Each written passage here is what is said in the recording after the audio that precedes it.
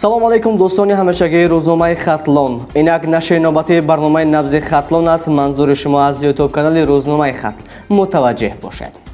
дар саҳифаи якум суханони пешвои миллат муҳтарам Эмомалираҳмон дар бобати дӯстии ду халқият тоҷики узбек оварда шудааст. ҳамчунин дар ин саҳифа доираи тиҷоратии Тоҷикистону Узбекистон ба ҳам меояд маводе ба нашр расидааст. мисли ҳамешагӣ дар саҳифаи якум зери рубрикаи доим амалкунандаи набзи хатлон хабарҳои муҳими вилояти хатлон ба нашр расиданд.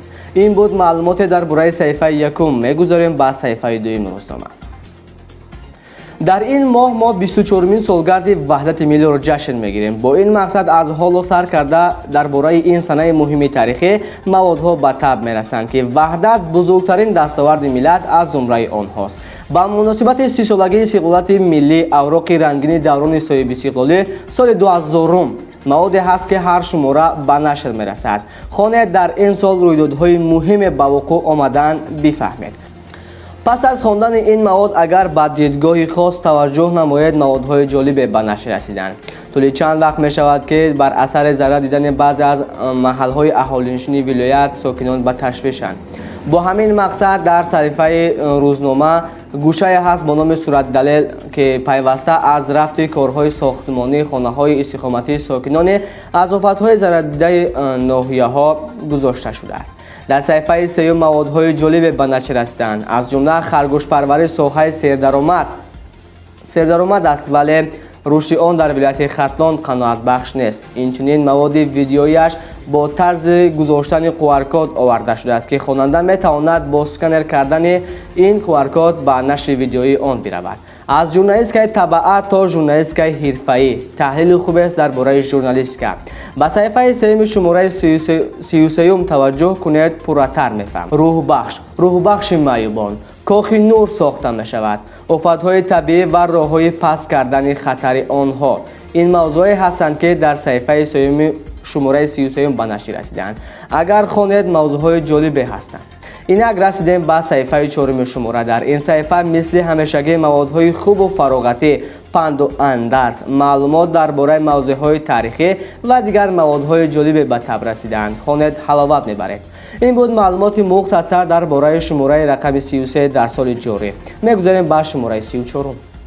саҳифаи якуми шумораи 34ро маводҳои дӯстӣ ва ҳамкориҳои ду халқият Тоҷикистону Узбекистон пур кардааст.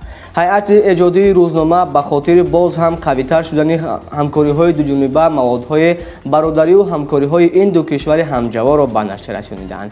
инчунин дар ин саҳифа мулоқоти раиси вилояти хатлон муҳтарам Қурбон Ҳакимзода бо хонум Сезин Сененоғлу, намояндаи Созмони Милали Муттаҳид хабаре чоп шудааст. агар барои шумо аҷиб бошад ки раиси вилояти хатлон бо намояндаи Созмони Милали Муттаҳид бобати чӣ мулоқот карданд, пас шумораи 34ро мутолиа кунед, ба хубӣ мефаҳмед. дар саҳифаи дуюми шумораи зикршуда маводҳои хубу даркорӣ ба нашр расиданд. масалан, китоби тоҷикон ба сокинони ноҳияи Ховалинг ҳам расид. дӯстӣ, вусъати корҳои сохтмонӣ дар иншоотҳои ҷашнӣ. ваҳдат мардумро ба ҳам овард. воруғ аз Тоҷикистон аст. оқилон дар дами сел манзил намекунанд. мавзӯъе ҳастанд ки хонданашон барои ҳар яки мову шумо зарур аст. саҳифаи сеюм низ ба мисли дигар саҳифаҳо пур аз тарбияи ман. аз худ бихонед, лаззати хело ҳам хуб мебаред. дӯстон ва ҳаводорони рӯзномаи хатлон дар ҳама платформаҳо, махсусан канали ютуби рӯзнома, ҳама заҳмату кӯшиши мо аҳли эҷодиву техникӣ барои болидарӯҳ ва ғизои маънавӣ дар ҳаёти шумо ворид кардан аст. бо ҳамин мақсад ҳамеша саҳифаи 4-ро пур аз мавзӯъҳои фароғатӣ мегузорем, то шумо мутолиа кунеду дар баробари ғизои маънавӣ гирифтан истироҳат ҳам намоед. ин буд ду шуморае ки мухтасар ба шумо гуфта гузаштам. шумо худ ин шумораҳоро дастдас карда хонед, ҳаловати том мебаред.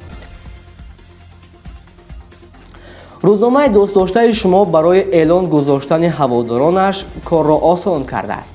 ба рақамҳои дар зер буда тамос гиред ва ё тариқи ана ҳамин рақаме ки дар экран аст ба Viber, имо ва телеграми рӯзнома ворид шавед ва маводҳои худро эҳсон намоед. хайр, то барномаҳои навбатӣ пирӯзу комёб бимонед.